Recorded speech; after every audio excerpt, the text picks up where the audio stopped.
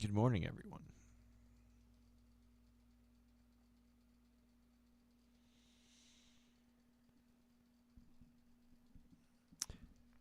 So, I wanted to talk about honesty.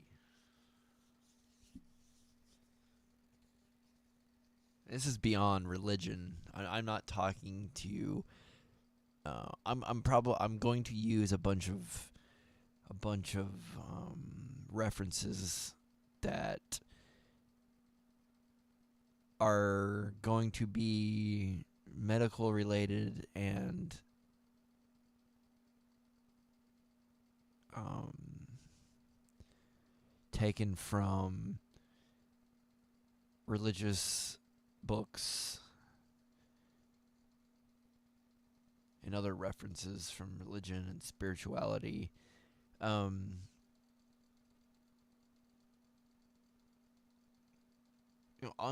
Real honesty is important, and I don't think people understand what honesty is.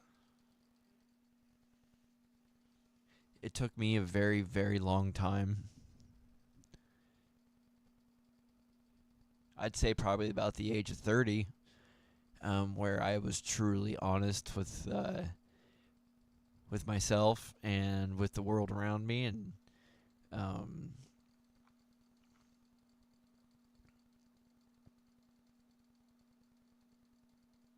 and it's really interesting when you're growing up, when you're being told how to live your life.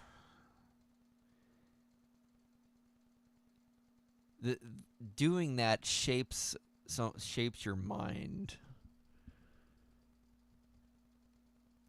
and if the wrong people, it's not the right word. If those people are being dishonest with you, you will be dishonest in every single thing that you do. Every attempt at trying to become, even that, your attempt at becoming is a lie.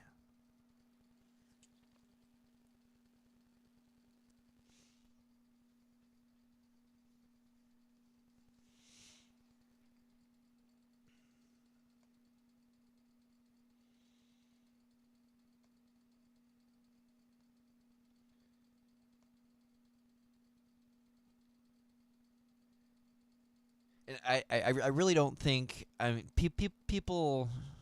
There's a lot of argument in the. I don't say a lot. There's argument in the medical field of where certain behavioral problems come from, and they think it's only an organic problem. Some people say it's an environmental and organic problem. Um, I'm perfectly fine. I'm perfectly comfortable saying that a very large percentage of behavioral problems on this planet come from just raising children in an environment where they are dishonest with who they are and what they want out of this world.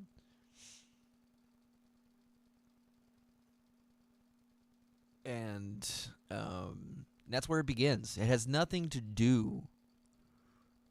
Um, it's just that. I'm just gonna keep it there. It's just that. It's just being raised wrong, putting you into a pattern of unhealthy behavior to the point where you begin to take pills, do things that you think are an attempt to get you out of those things. Um, and all it is just an entangled web of nonsense.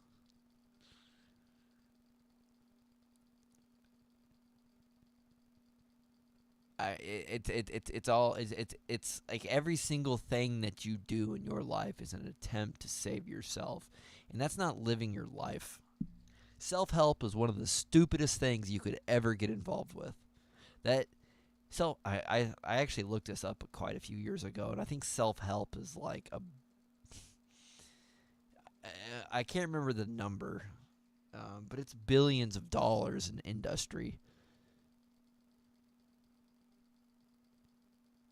just self-help. And what self-help is just that's where, whew, man, that's where all the con men and liars and thieves like to live, because that's how they make their money. Like, con men need dishonest people in order to make money. They're being dishonest.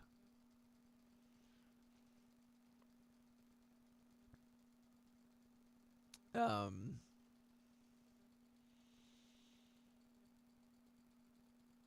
you being dishonest with yourself, you carry that weight. Nobody else does, and a lot of people try to get other people to carry that dishonest weight. And what that turns into is a human network of dishonest people. There's two types of human networks. Human communication networks. It's honest people and dishonest people. And you could have a mix of both. I'm not going to name, and there's lots of different abstract, there's lots of different names that you can give different people. You hear these terms, liberals or conservatives or progressives and moderates. I once had someone tell me the moderates are going to save the world. No, they're not. Because what a moderate is someone who comes between an extremist and someone who thinks they're... No, what that person is a person who comes between two extremes. Extreme of what? Beliefs?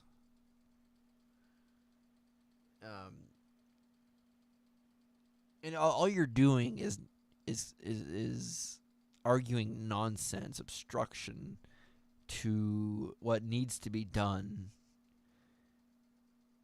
in order to make the world a safer and better place for everyone.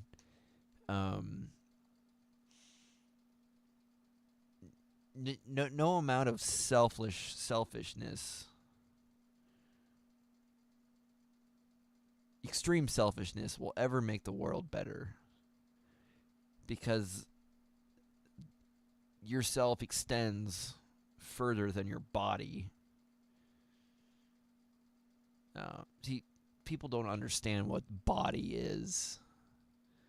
They think body is just your skin and your flesh, and then beyond that is just nothing at all. It's just the world that's trying to hurt you. And that's something that's given to you when you're that's an understanding that is given to you by your parents. And that was given to them by their parents.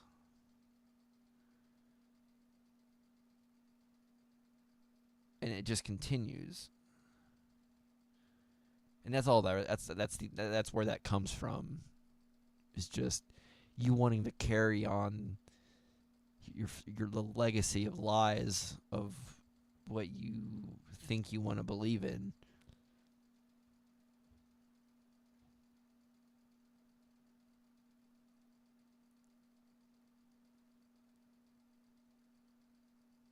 And I say that, and I sound like a religious man trying to get you to believe in Jesus Christ, and I don't really want you to believe in Jesus Christ. You can believe Jesus Christ ain't gonna save you. Jesus Christ has been dead for a very long time. There's a lot of good information in the Bible, but it's absolutely worthless if you're too stupid to understand what it means.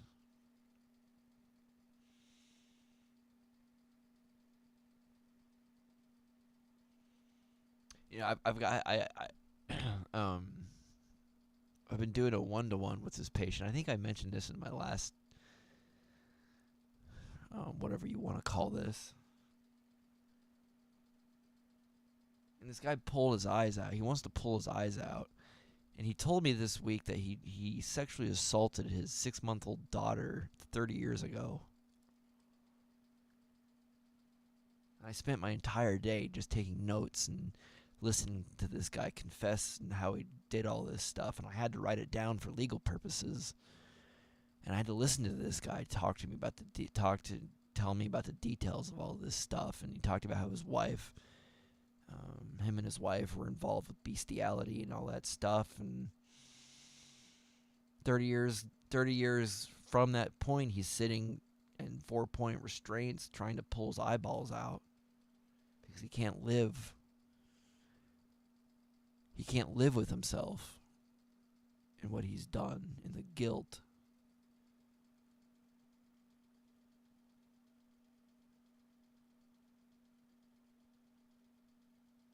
And this guy is very kind as far as like he's one of the nicest. I think I said this actually. He's one of the kindest suicidal people you'll ever meet in your life, but he's disgusting.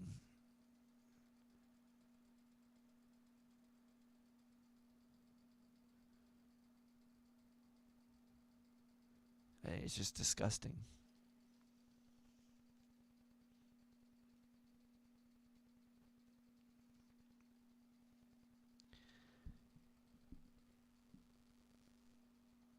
Um, let's see here. I'm gonna find some audio.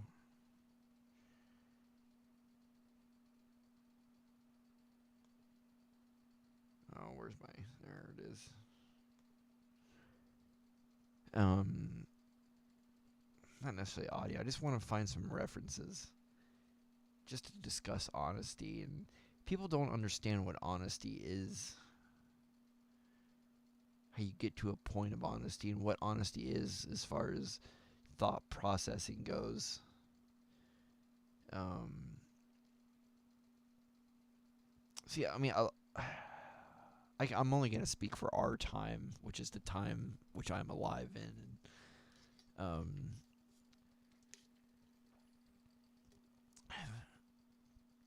I was brought up in this world to believe a lot of mythologies, or to believe in mythology, and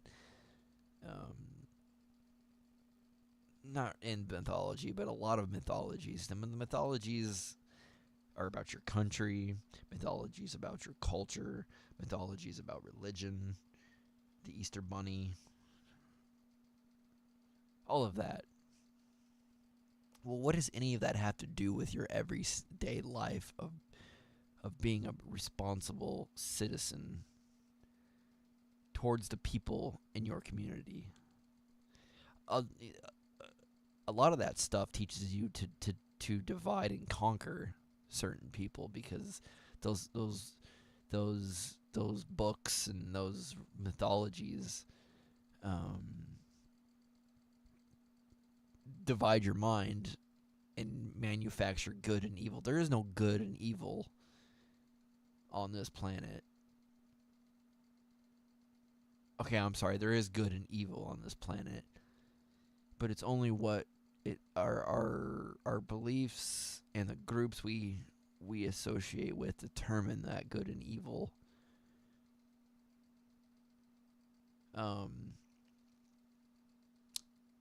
But coming up with an idea of, let's just say, Nazism. Nazism is an attempt to make the world right and good and pure. That's all it is. You hear the term purebred. There's nothing pure about those people. There's nothing pure about cleaning the streets of people you think are evil and making it right and safe for the people you think aren't evil. That is not honesty. That is not being good. That is being bad. That is being divided. That is conquering. I mean, this talking about this stuff goes way beyond. See, when you're in the field of psychology, you constantly have to be thinking about human rights.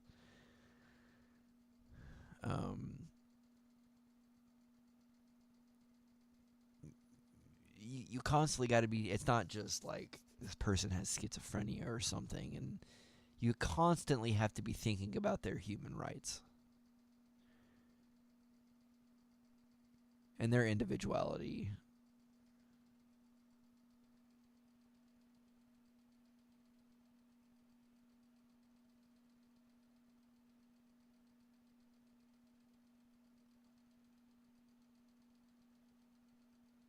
I really I've read so much. I'm really bad at preparing for these. Something I do need to get better at is preparing myself, because I was just sitting here like, we need something about truth and about right understanding. And I can give you a bunch of books about this stuff. But the problem with those books is if you don't have the correct experiences, those books aren't going to make any sense to you. And if you're not ready to take responsibility for or take the correct responsibility for your life, it won't matter, because you're just going to screw up again and you're going to hurt people. And I keep having this reoccurring thought about realization, and I don't think a lot of people um,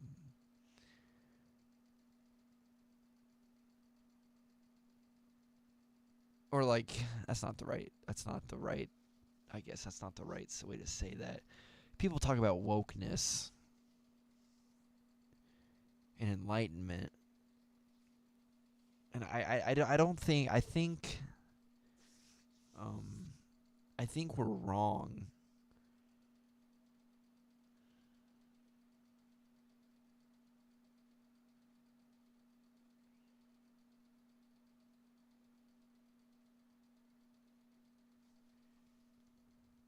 I'm trying to figure out how, if I even want to begin to go down this road. Um, so I found out yesterday, that I'm 3 generations um, I'm 3 generations detached from being a slave owner.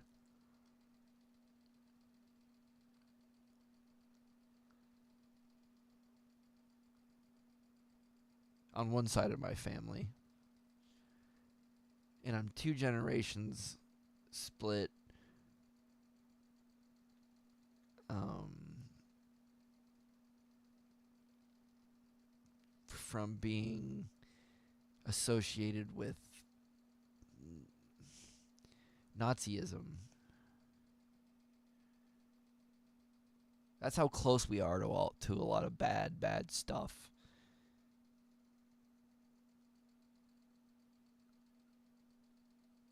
Uh,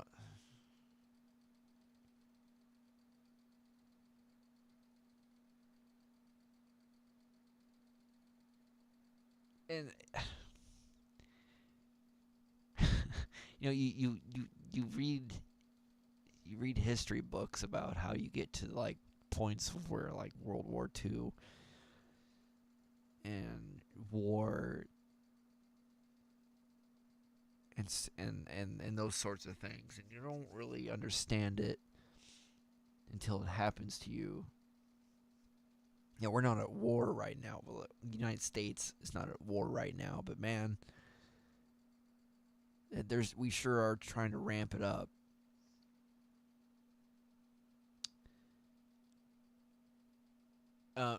Going back to realization and this wokeness and enlightenment stuff, man, I'm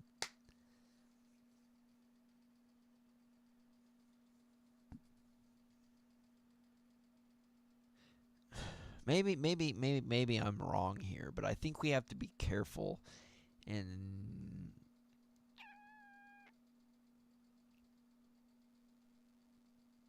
using the term realize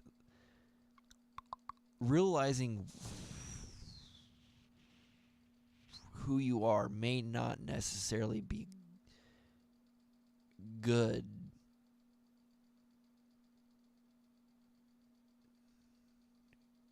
for the people around you.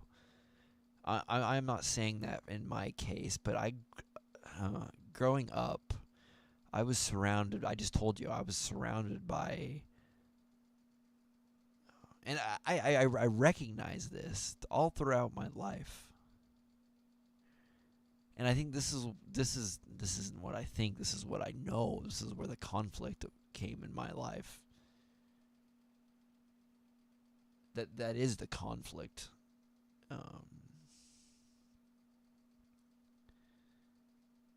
That is the source of the conflict throughout my childhood and some into my adulthood. Um, I think some people in my family, and not just in my family, but in my in the culture of the United States, uh, oh man, this is awful.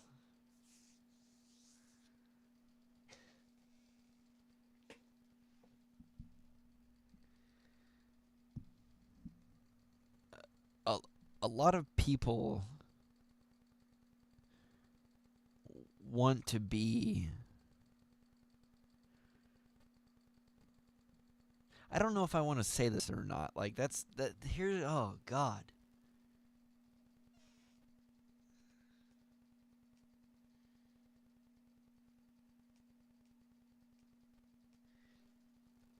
See, I mean, being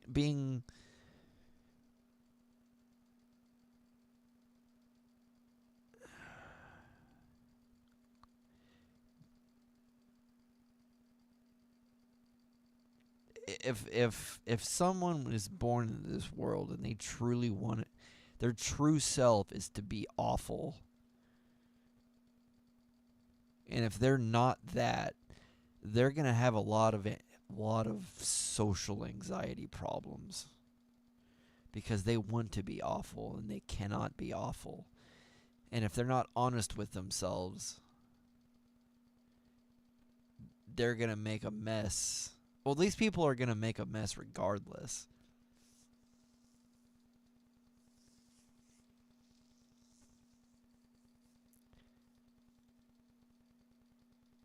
But I still think that I still see. I don't think I'm right there. See that um I still think it comes down to a divided mind as the source of where the awful behavior comes from. It's the source of I'm separate from it. It's I'm separate from this world and I'm better. I have to save it. I have to help people. I have to make this thing, and I have to put my fist down and really get people to do it in order to make the world right. That's a divided mind. Because the, the the the reason I say that is just my observation of everything else on this planet. We are not separate from this planet.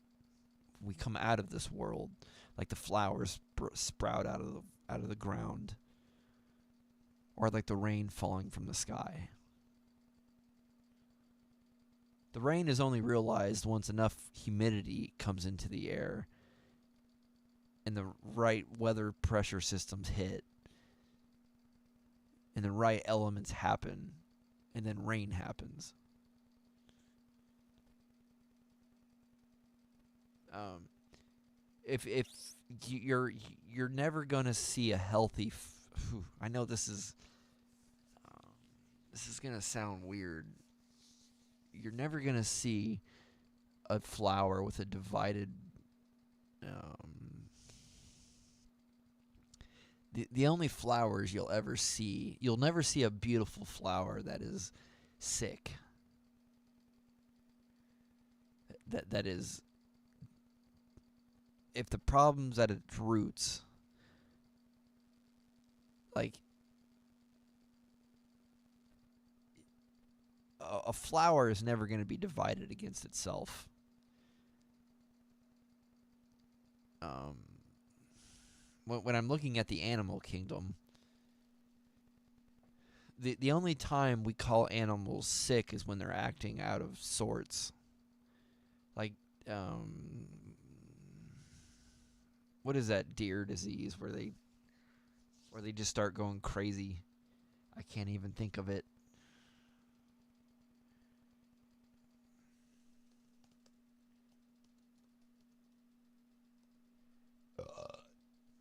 Chronic wasting disease.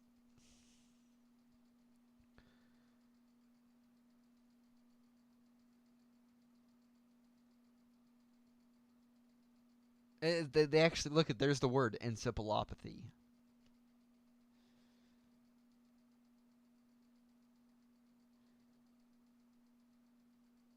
You know, man, holy shit. See, I work with a lot of patients with encephalopathy. And, I mean, they're not running around like deer trying. Well, yeah, they are.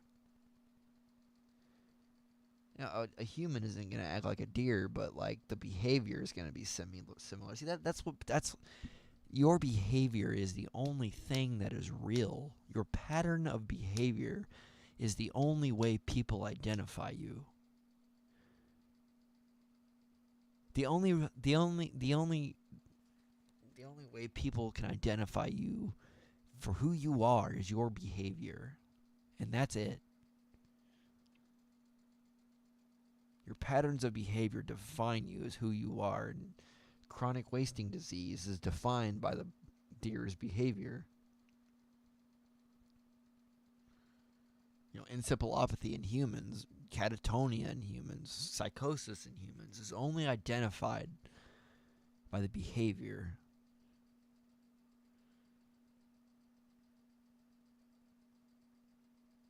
Um, and I mentioned this yesterday, not on here, but I just mentioned it. Your mind is not made. Your mind is made to include the entire sphere. Is the entirety is your mind is made to include the entire environment. And when you start cutting things out of that environment, is when trouble starts. That's conflict. Um, let's see if I can bring this up here.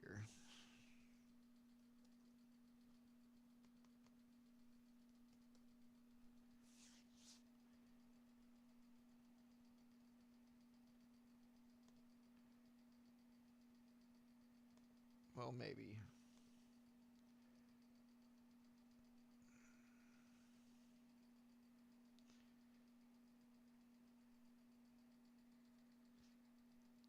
So, your mind isn't made to focus on one point, a single um, on any your mind isn't manufactured to focus on a single point of attention all the time. That's where ego comes from. Literally, your ego is basically you focusing all of your attention on one single point. It may be your physical body, it may be a goal, it may be. It's just a single point. It could literally be anything. And then your life becomes only that one thing. The only thing in your life that matters is whatever that is. And people often ask, what is hypnosis?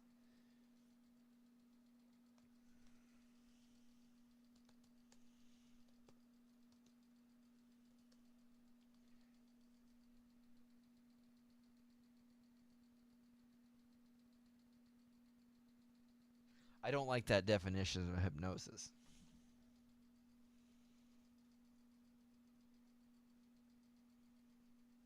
So, see, this is the problem. I'm glad this came up actually. So, when you're on this little journey to find truth, don't use the internet. One of the worst things that you could do is get on the internet and start typing in um,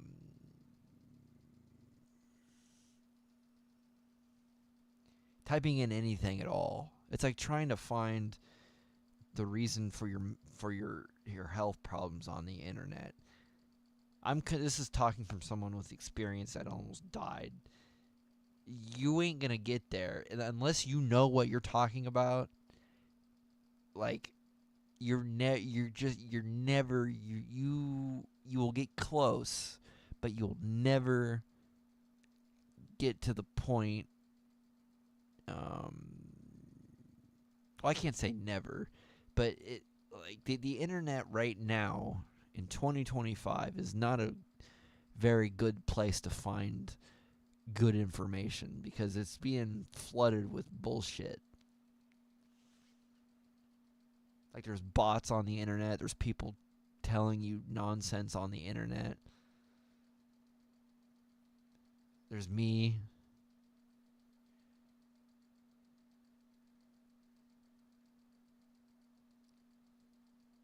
Like I don't enjoy talking. Like it's incredible to me that I spent so much money setting up a little recording space quite a few years ago, and then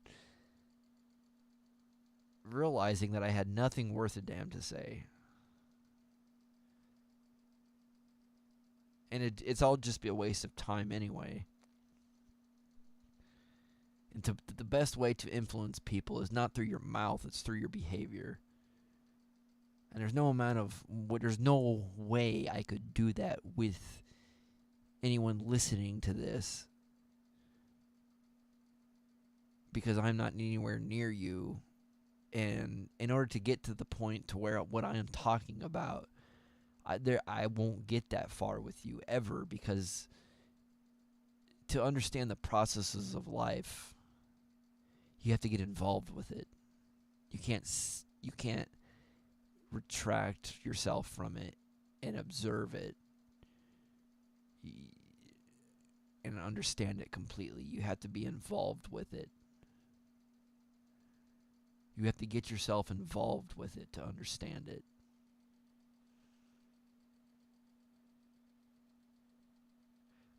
Anyway, so hypnosis, it says the definition, this is straight off of Google: a changed state of awareness and an increased relaxation that allows for improved focus and concentration.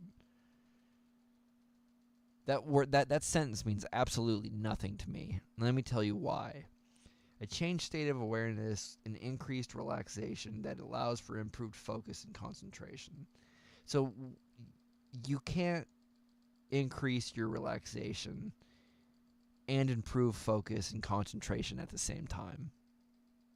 That's a coincidence of opposites. They're telling you to focus and relax at the same time. You cannot do that physically. That is physically impossible.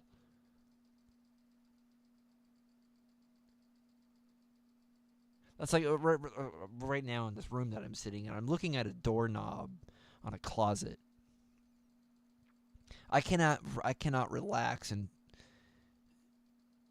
and stay focused on that point at the same time, because I'm still focusing on that point at the same time.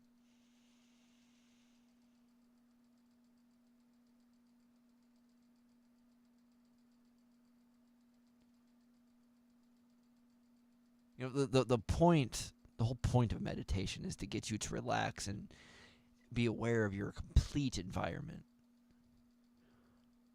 not on a single point of your environment. That is incredible how that just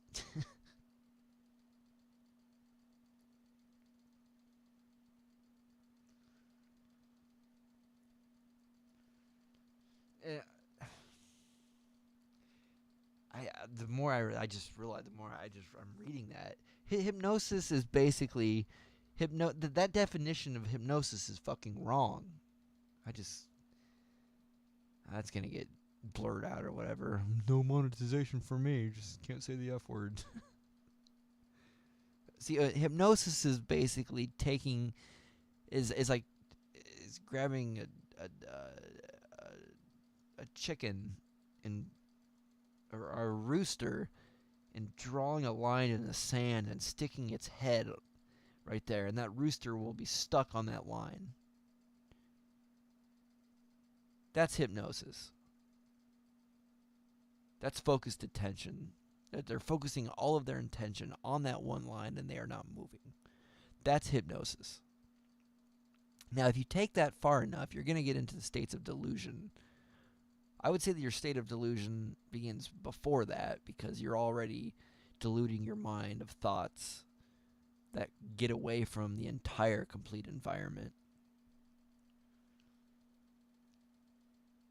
And that's dishonest. All of what I'm talking about right now is dishonesty because you are retracting yourself from your environment, your honest, true environment, and you're focusing yourself on one point of attention. It could be anything, and saying that is the only thing that matters. That's lying. I mean, there's more to lying than this. Lying could be coming up with thoughts and believing that's the only thing that's true. Believing that Christianity is the only true religion, that's lying. Believing that Islam is the only true religion, or Judaism, or Scientology, or whatever, it doesn't matter. Because you're not including everything else. In the moment you don't want to include everyone else and start eliminating those people because you don't think they are true enough, that's evil.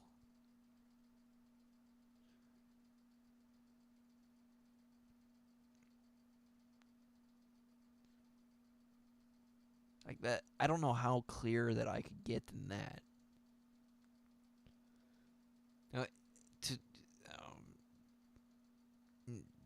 the whole thing with democracy is allowing everyone to live free.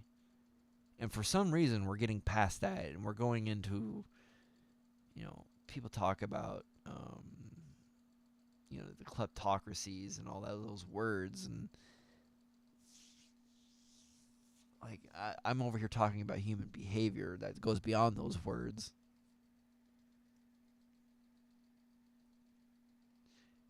Like getting the best thing that was ever told to me was to shut up and buy a dictionary.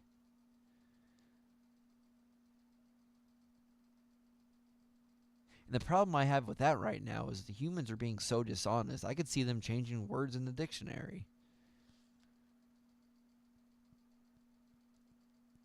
See, honesty is the one thing that's going to keep mankind alive and thriving.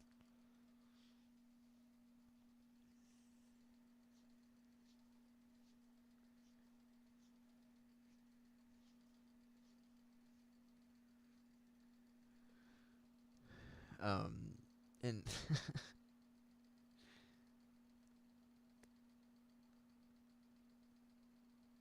honesty is accepting yourself. I was working at a gas station once. And my coworker, he had some weight problems and he had some thought processing problems, and he's like, "Man, I want to get to this." I can't remember what point he was talking about. He was like, "I want to get to this point and be successful." And I just turned around and asked him, "Well, how'd you get to now? How'd you get to the point where you're 400 pounds overweight and talking nonsense?" Because you did that.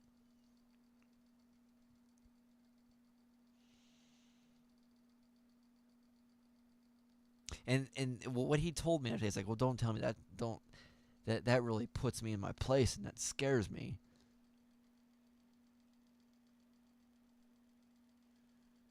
And that's a problem with a lot of people is they're so lost in mythologies and nonsense that they don't even know how to get to responsibility. They don't even know what it means.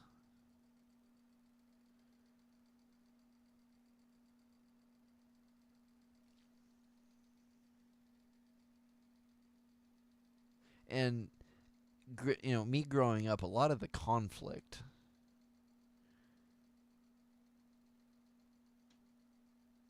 in my own mind was originating from the fact that I was being raised wrong. Like I was being raised by a dishonest person. And that the whole growth process was split in two, and Um, you go in all the wrong directions, and you always end up on your butt, being frustrated. And when you're frustrated, you look for other options. Like, some people choose drugs, illegal drugs. Some people choose prescription drugs, and I think both of those options are a bad idea.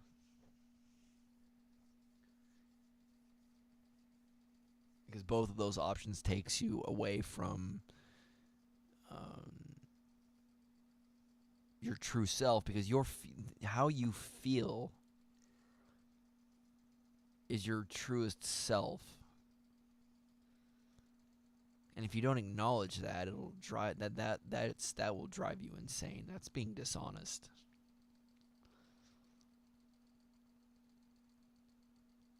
And one, it's really interesting. One, if you want to take this far enough, if you want to take your hypnotic suggestions and your delusions far enough, you'll get to the point of psychosis, and then you can get on some antipsychotics. And what happens when you get on antipsychotics is one symptom of, or one consequence of antipsychotics is some people see things, and then it just continues.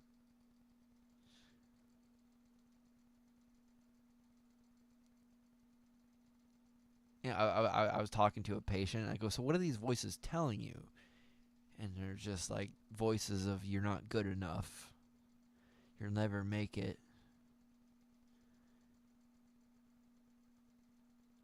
A lot of my insomnia patients they can't sleep because they have crowds of people in their head just talking. They're not talking about anything in particular, they're just talking. And I remember when I was younger, I had I had really bad insomnia, and like I'd go to bed and I just feel like I felt like my head was like there was a crowd of people in the room with me. The lights were off, and there was no one else in there, but my mind would not shut off. And the reason my mind would not shut off, because I wasn't being responsible with my life. With my or with my life and with my feelings. When I say my life, I mean my feelings. I wasn't responding to it correctly. I wonder if that. Let's see. Let's see if I can find this. I don't know.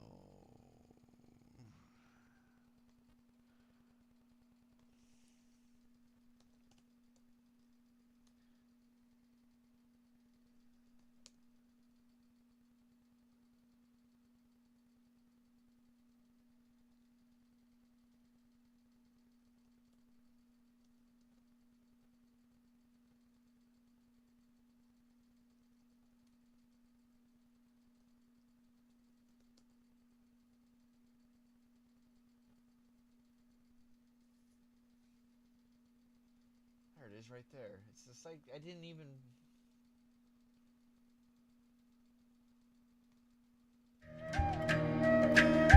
Okay, so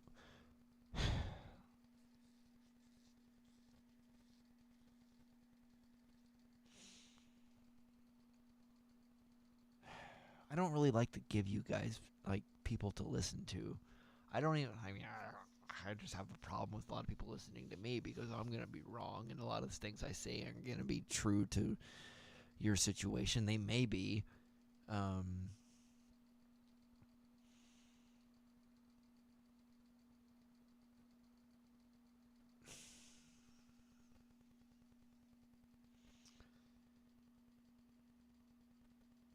I just I have a problem.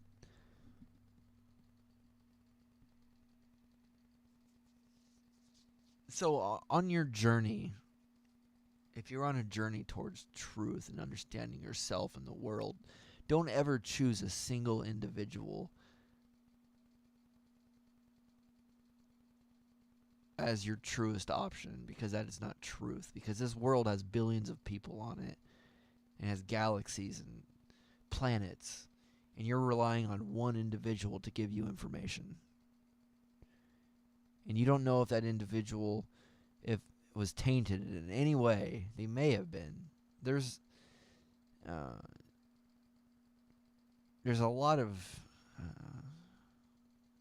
like I'm obviously talking about honesty. There's a lot of dishonest people, and within on your journey, like discarding all of this crap that you've learned, there's people who want you to return back to the point of unhappiness or of constant frustration. And what that is people who want to make money.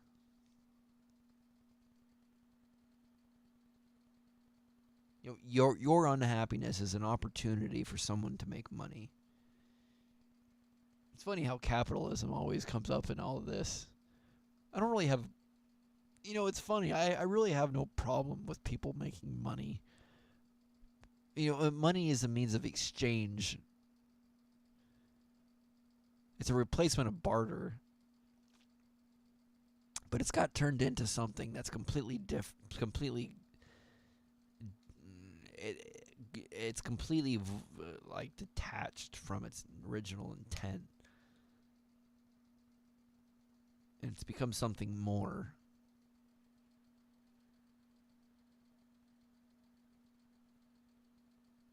Money is basically a communication network now. The more money you have, the better opportunity you have. That's what money is, and that's not the way money should be. Money should be a means of exchange. I'm still trying to figure out if I want you to listen to this or not, because I can just tell you, but I won't tell you who this person is. I'll just have you listen to it.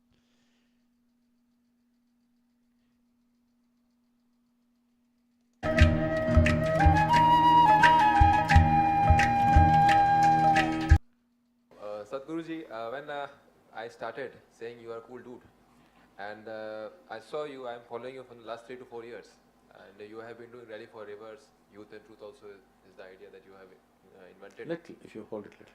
The Youth and Truth idea that you little volume for him, please. Youth and Truth idea that you invented, and for Rally for Rivers also.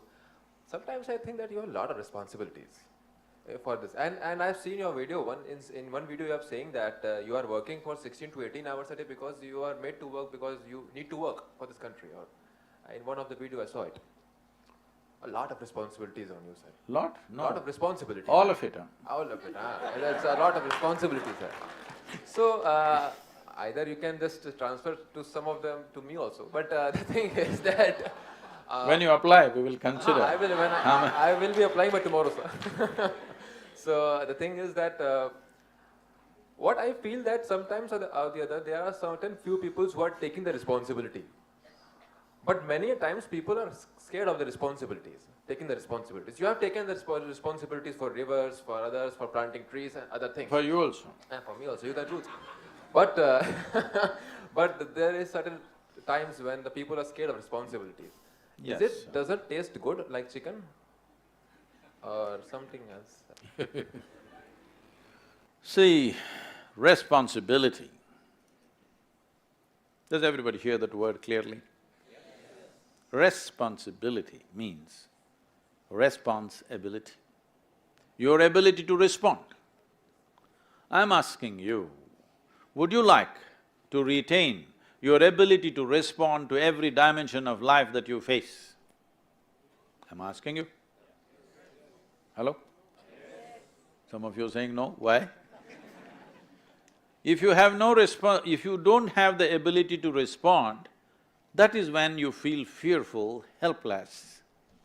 If you retain the ability to respond, whatever can be done, you will do. In your life, if you do not do what you cannot do, no problem. But if you do not do what you can do, you're a disaster. I'm not a disaster. Everything that I can do, I will do. Will everything happen? Maybe not. Let me tell you how big a failure I am. Okay, is that okay? When actually yesterday, 23rd of September is 36 years since certain things happened within me and my life dramatically changed. I was going about my business, successful, making money, everything good, but suddenly this experience hit me in such a big way, everything changed. It was on that little hill called Chamundi in Mysore. It was on 23rd of September, 1982. So, on this day I happened to be in Kashi, thanks to all of you for having me here. So when this happened, I'm just sitting there, doing nothing. Simply, every cell in my body is exploding with ecstasy. I thought, this is it. I've discovered something that if you don't do anything, you will be overflowing with ecstasy. There's really no problem. Then I made a plan. In 2.5 years' time, at that time the human population was 5.6 billion people. So I made a plan, in 2.5 years' time, I will make the entire population blissful because I know the technology. You don't have to do anything. Simply if you sit here not doing anything, everything will explode. See, 36 years, huh? I'm still talking to you, not yet gotten you, okay? Maybe we've touched over 500 million people, but that's not my idea of the world. There are 7.6 billion people. So I know I will die a terrible failure, but I will die blissfully, because everything that I can do, I have done. Successful failure can be a good word for you. No, blissful failure. So, now in your life, the choice is this, you can have one constipated desire, okay? My only ambition is, I want to build one little house for myself. That happened, and you're a success, but a stupid success, constipated success.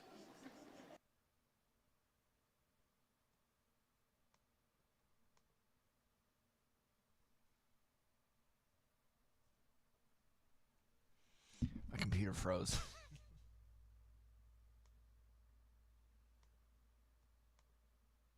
Everything just froze. What the? Oh, God.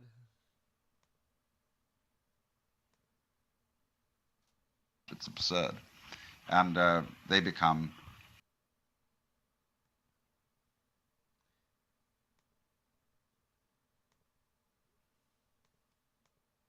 My wish for all of you young people is, you must have that kind of a desire which cannot be fulfilled in this life. If you take 2 steps in that direction, if your desire… Okay, hang on a minute. Okay, I'm gonna stop it right there for a second. I think what he just said is, it's been a really long time since I've listened to him say this. I think what he said there is wrong. You should not,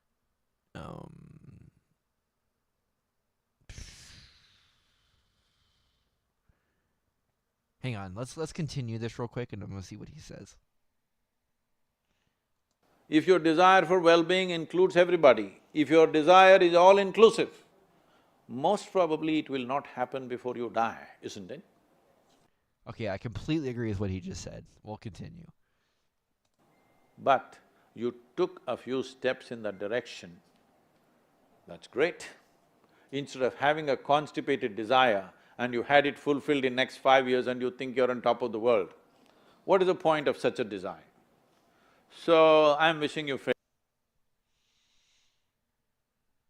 Okay, so what he's saying there is if you're living off of 5-year plans, every time you're done with your 5-year plan, you're gonna feel empty and lost. And you're gonna want it again. And I'm gonna actually have you listen to something else after this. Failure, I want you to understand. But a blissful failure. Because the only reason you suffer responsibility is you're always afraid whether it'll happen or not happen. Why are you afraid of that? because your joy, your happiness, your peacefulness is dependent upon how the world responds to you, not how you are. First, let me ask you this fundamental question. You are referred to as a human being, yes? Human being. We did not call other creatures tiger being, ant being, elephant being, we did not call them that, yes? We call this one as human being. What it means is, this one knows how to be. They all exist in reaction to outside situations, but this one knows how to be. This is why we know how to respond, not react, how to respond. This is why this is a responsible creature. If you know how to be, would you keep yourself blissful or miserable? Blissful. If you're blissful, what is the consequence of your action? Would it really matter? You'll do your best. If it happens, it happens. If it doesn't happen, it doesn't happen. Hello? Yes. But when you're shit scared of what will happen, what will happen, what will happen, you will reduce your desire and responsibility so small. Essentially because of fear, isn't it? But if you're really blissful by your own nature, you know how to be. You're a human being, you know how to be. If you know how to be, does it matter how far your actions go or do not go? Our actions will depend on the times in which we exist, isn't it? People are, Oh my God, that is so important. See, you have to be responsible to what is true and not what you think about the future or the past. You have to be responsible for what is now. like I was at the World Economic Forum and all these people usually coming and saying many things like this. One professor from the Harvard University comes up to me and says, "Oh, you're that amazing tree planter?" I say, no, I'm not a tree planter. Then, no, you planted millions of trees. Yes, I planted, but I'm not a tree planter. Then he asked, "What do you do?" I said, I make people flower. So why I planted trees is not because I am a tree planter, simply because, one day it happened. Two men were working, government employees. One man was digging on the roadside, behind him another man was coming and closing these pits and coming. Somebody else was passing by, they saw this ridiculous activity and they backed up and they came and, "Hey, what are you doing here? This guy is digging, this guy is closing. What is this?" They said, no, I'm doing my job, he's doing his job. The in-between person was a tree planter, he is missing.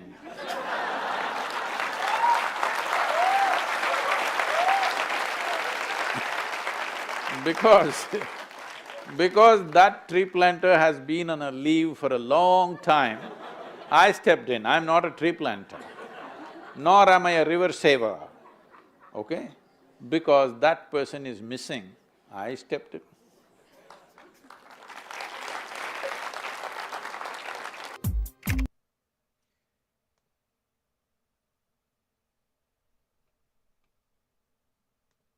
Okay. Now, let's see if this is the right thing that I want. Going further with that. See, in order to get to responsibility, you have to get to truth. And they're both of these things are very much interlocked. Are this universe, and you are creating it at every moment.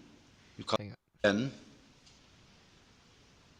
we get this strange feeling that we have never had, you see, in our lives, except occasionally by accident. Some people get a glimpse that we are no longer this poor little stranger and afraid in a world it never made,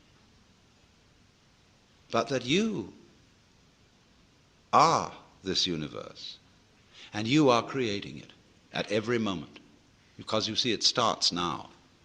It didn't begin in the past. There was no past. See, if the universe began in the past, when that happened, it was now, see? Well, it's still now. And the universe is still beginning now, and it's trailing off like the wake of a ship from now. In the wake of the ship fades out, so does the past. You can look back there to explain things, but the explanation disappears. You'll never find it there. Things are not explained by the past. They're explained by what happens now. That creates the past, and it begins here. That's the birth of responsibility.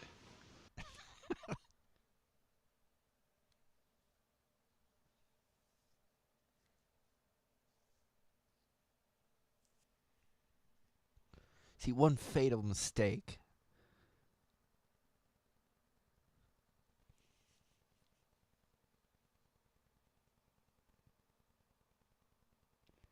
that a lot of people make is they try to make sense of the world by reading the past and try to continue the past, or they try to I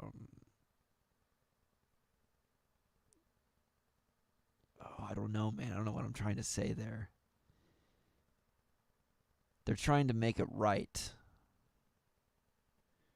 And I think I'm saying that, like, I'm not saying you shouldn't watch TV or listen to the radio, but a lot of television, I don't really watch television anymore. I don't really do that.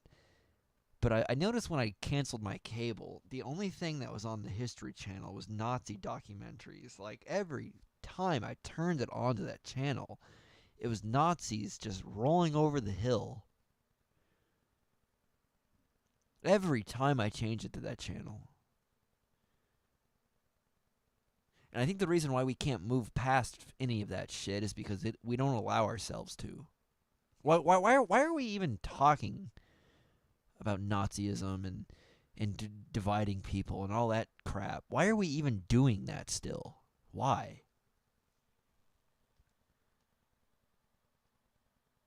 I'm going to bring up another thing of audio here real quick.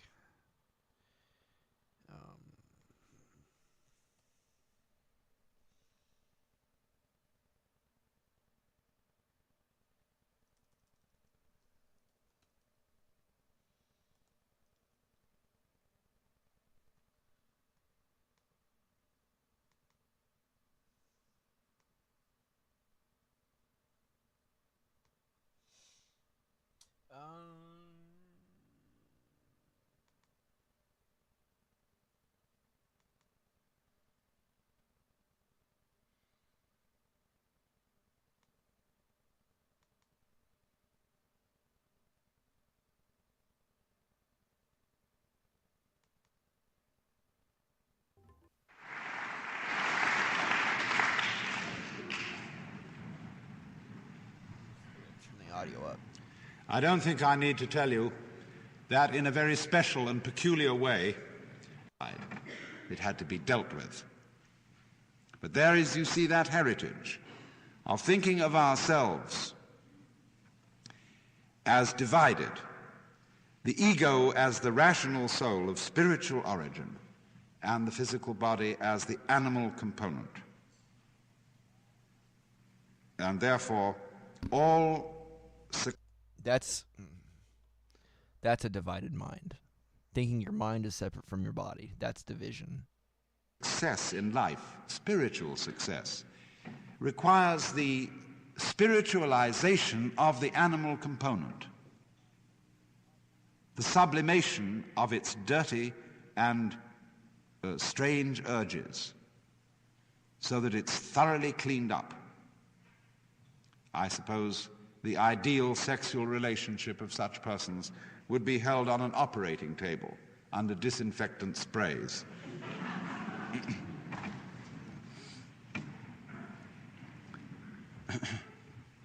Now, it is of course true that the physical world, its beauty, and so on, is transient. We are all falling apart in some way or another, especially after you pass the peak of youth. But it's never struck me that that is something to gripe about. that the physical world is transient seems to me to be part of its splendor. I can imagine nothing more awful than, say, attaining to the age of 30 and suddenly being frozen in that age for always and always. You would become a kind of, we would all be a sort of animated waxworks.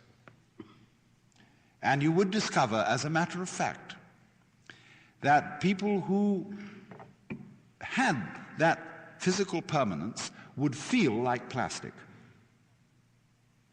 And that is, as a matter of fact, what is going to be done about us by technology in order to attain perpetual youth. All the parts of us that decay and fold up are going to be replaced by very skillfully manufactured plastic parts. Keep in mind, he said this in 1965. So that in the end, we will be entirely made of very, very sophisticated plastic. And everybody will feel like that. And everybody will be utterly bored with each other. Because the very fact, you see, that the world is always decaying and always falling away is the same thing as its vitality. Vitality is change. Life is death. It is always falling apart. And so there are certain supreme moments, you see, at which in the body we attain superb vitality. And that's the time. Make it then. That's the moment, just like when an orchestra is playing, the conductor wants to get a certain group of, say, violins to come in at a certain moment, and he's conducting, and he's got to now make it. And they all have to do it right now, you see? Of course. That's the whole art of life.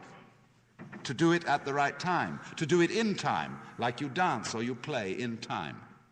And so in the same way, when it comes to love, sexuality, or equally so in all the pleasures of gastronomy, timing is of the essence. And then it's happened and you've had it. But that's not something that one should look upon with regret.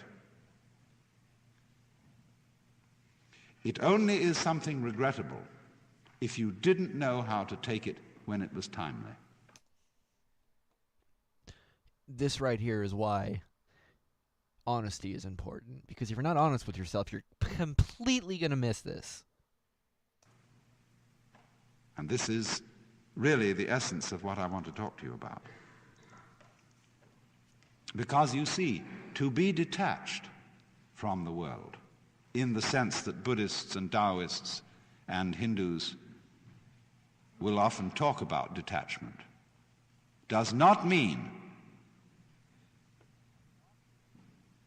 to be non-participative. You can have a sexual life very rich and very full, and yet all the time be detached. By that I don't mean that you just go through it mechanically and have your thoughts elsewhere.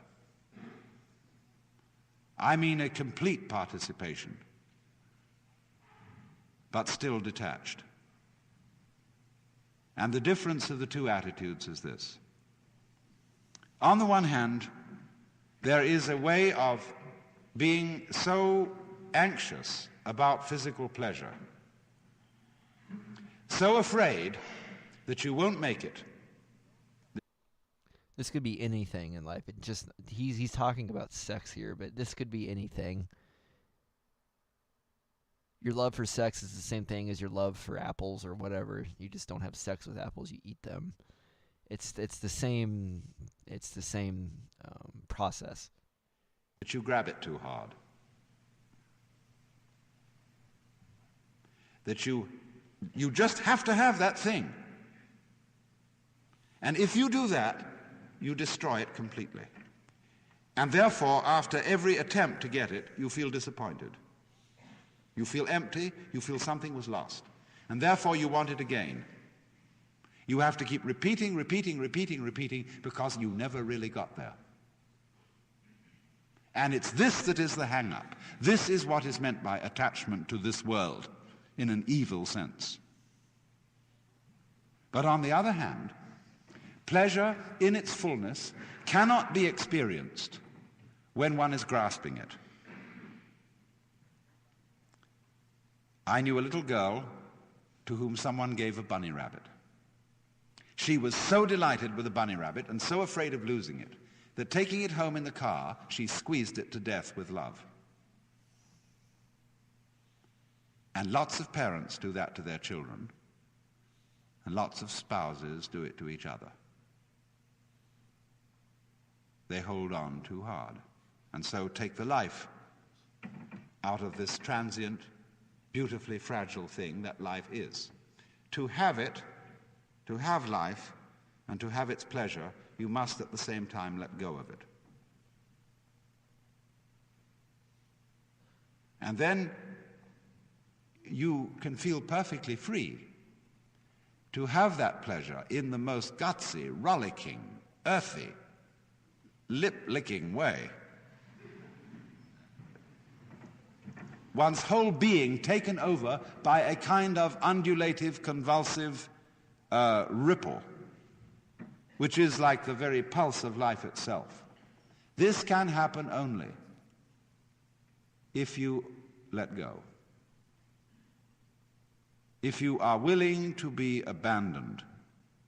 It's funny, that word, abandon. We speak of people who are dissolute as being abandoned, but we can also use abandon as the characteristic of a saint. A great spiritual book by a Jesuit father is called Abandonment to the Divine Providence. There are people like that who just aren't hung up. They are the poor in spirit. That is to say, they spiritually are poor in the sense they don't cling on to any property. They don't carry burdens around. They're free. Well, just that sort of spiritual poverty, that let-go-ness, is quite essential for the enjoyment of any kind of pleasure at all, and particularly sexual pleasure. So that whole speech was on sex, but like that's not what I'm talking about. But the same thing what he said there can apply to anything. As far as like love and wanting it.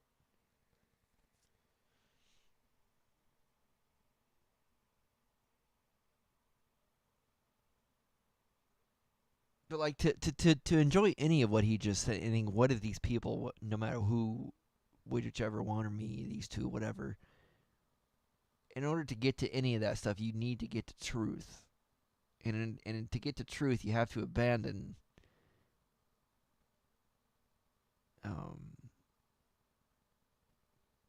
everything,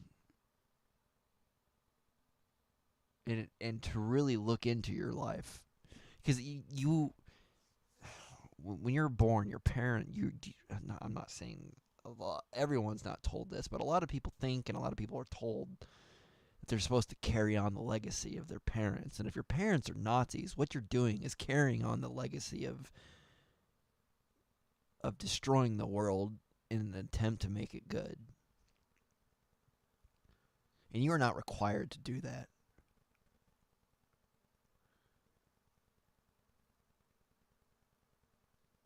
At any moment, it could stop and you could change. You could be responsible for something else. You could be true to your environment. You don't have to carry on the legacy of people of 100 years ago. You don't have to do that. That is not the responsible thing to do.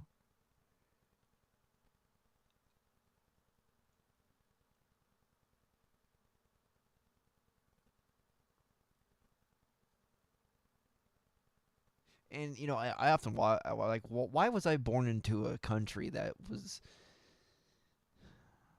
where I was basically given a lot of comfort throughout my life, but at the same time, it's so unwell. Like, a lot of Americans can't even recognize the bad stuff that they do because they're surrounded by walls that have insulation in them, that have other walls on the other side that protect you from the rain, and you got a roof over your head, and you are separated from the brutality of the world when you lock your door.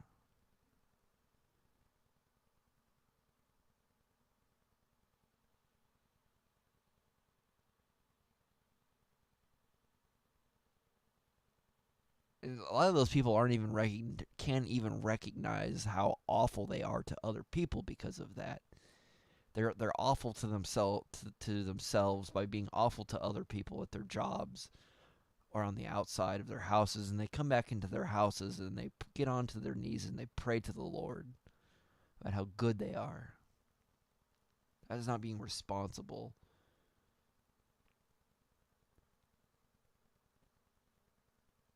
That's being responsible to what you want, what you believe is right for the world, but that is not being responsible to the world. You're not being truthful to your environment. You're being unkind.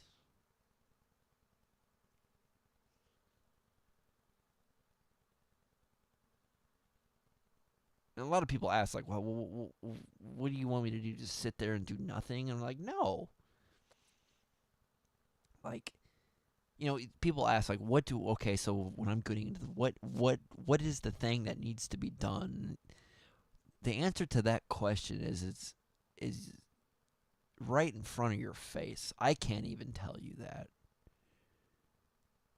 The thing that needs to be done in your life is the thing that keeps coming up in your life. And to do that responsibly is up to you and to your ability.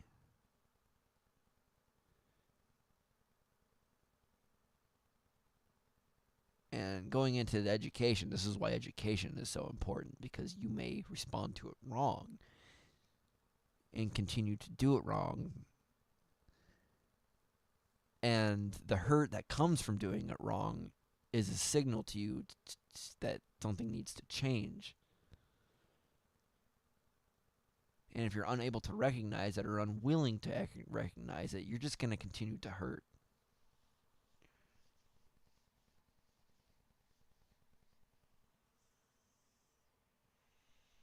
And that's the consequence.